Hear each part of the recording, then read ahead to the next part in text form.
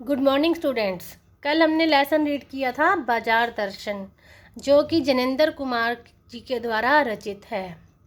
आज हम इसके करेंगे अभ्यास के प्रश्न उत्तर।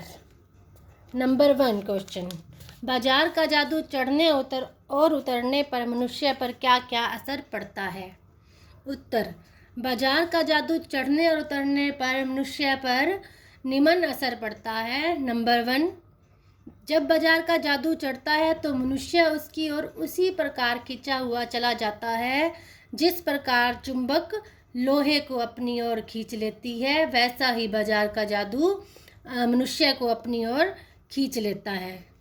नंबर 2, बाजार का जादू चढ़ने पर अनेक ऐसी वस्तुओं का निमंत्रण मनुष्य को खरीदने के लिए ललायित कर उठता है और मनुष्य अपने आप उन तक पहुंच जाता है। नंबर 3, बाजार का जादू चढ़ने पर मनुष्य को बाजार के सभी सामान जरूरी और आरामदायक प्रतीत होते हैं। नंबर 4, मनुष्य को जिस वस्तु की आवश्यकता न हो वो भी बाजार का जादू उसके ऊपर चढ़ने पर वह खरीदने के लिए मजबूर हो जाता है।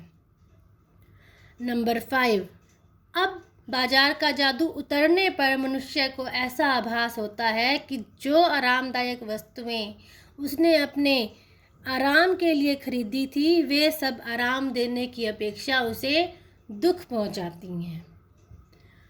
नंबर 6, वस्तुओं की उपयोगिता मतलब उपयोग करने पर उसे पता चलता है कि उन्होंने यह काम सही नहीं किया, तब मनुष्य के स्वाभिमान को भी ठेस पहुंचती है।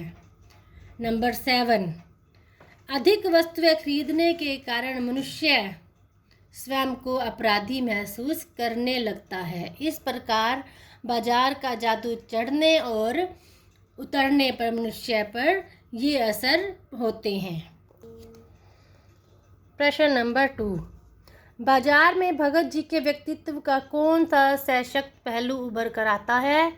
क्या आपकी नज़र में उनका आचरण समाज में शांति स्थापित करने में मददगार हो सकता है?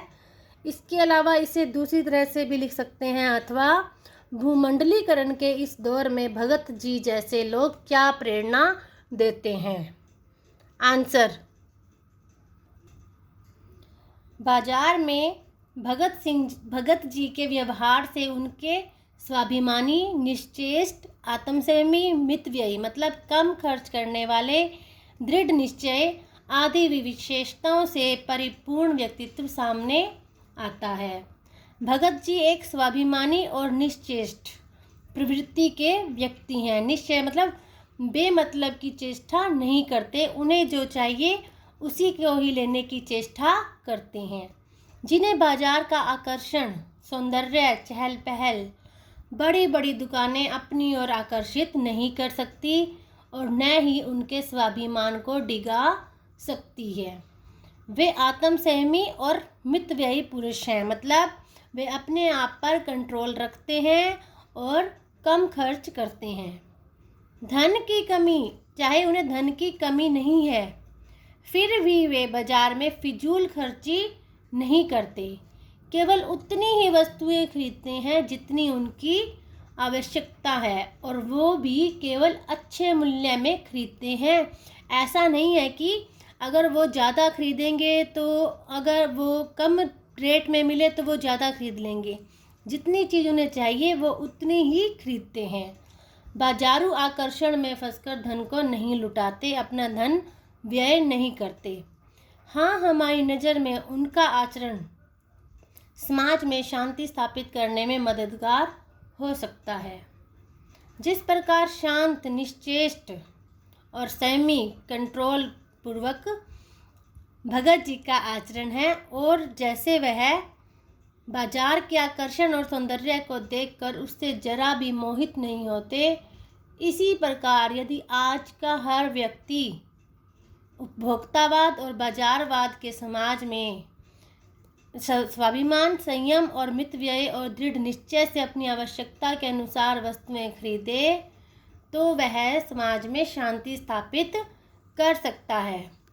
बाजार के आकर्षण और सौंदर्य में फंसकर अनुपयोगी वस्तुओं को न ले तो वास्तव में उनका मन अशांत नहीं होगा और वह अपने मन में बेकार की इच्छाओं को वश में करके यदि अपनी फिजूल खर्ची पर काबू पा लेगा तो उसका जीवन भी शांत, स्वाभिमानी और कम खर्च वाले व्यक्ति जैसा बन जाएगा। यदि समाज का प्रत्येक मनुष्य ऐसा करे तो निश्चय ही समाज में शांति स्थापित होगी। क्वेश्चन नंबर 3, बाजारूपन से क्या तात्पर्य है? किस प्रकार के व्यक्ति बाजार को सार्थकता प्रदान करते हैं अथवा बाजार की सार्थकता किस में है? उत्तर, जैसे कि हमने लेसन में रीड किया था, बाजारूपन से तात्पर्य कपट बढ़ाने से है, मतलब आपसी सद्भाव की कमी। इसी सद्भाव की कमी के कारण बाजार में मनुष्य परस्पर भाई, मित्र और पड़ोसी आदि को भूल जाता है। वह सबके साथ केवल ग्राहक, कस्टमर जैसा व्यवहार करता है। उसके लिए कोई भाई, मित्र या पड़ोसी नहीं होता है। उसे बस अपना लाभ हानि ही दिखाई देता है। इसी भावना से शोषण भी होने लगता है, मतलब वह हर किसी से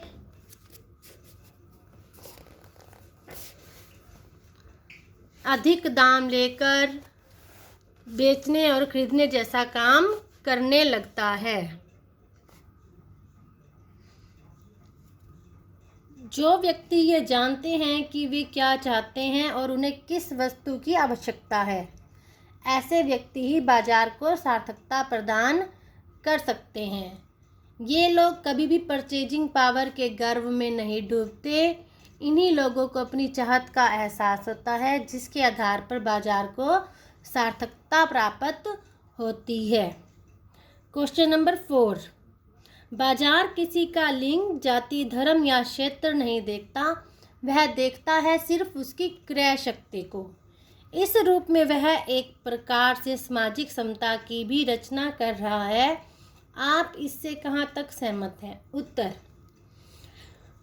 हाँ, हम इस बात से सहमत हैं कि बाजार किसी का लिंग, जाति, धर्म या क्षेत्र नहीं देखता, बल्कि वह सिर्फ ग्राहक की क्रय शक्ति, उसको खरीदने की शक्ति को देखता है।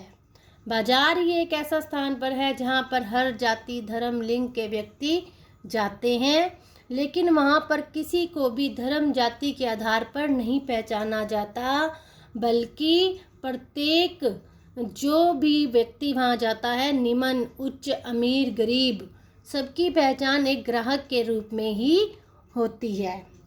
इस दृष्टि से बाजार में पहुंचकर प्रत्येक धर्म, जाति या मजहब का मनुष्य केवल एक कस्टमर ही है। बाजार की दृष्टि में यहाँ सब उसके कस्टमर हैं और कस्टमर कभी धर्म, जाति या मजहब देखकर व्यवहार नहीं करता, बल्कि वह तो सिर्फ ग्राहक या कस्टमर की खरीदने की शक्ति, क्रय शक्ति देखकर ही उसके साथ व्यवहार करता है। यानी जो मनुष्य जितनी क्रय शक्ति रखता है, बाजार उसे उतना ही महत्व देता है, उतना ही सम्मान देता है।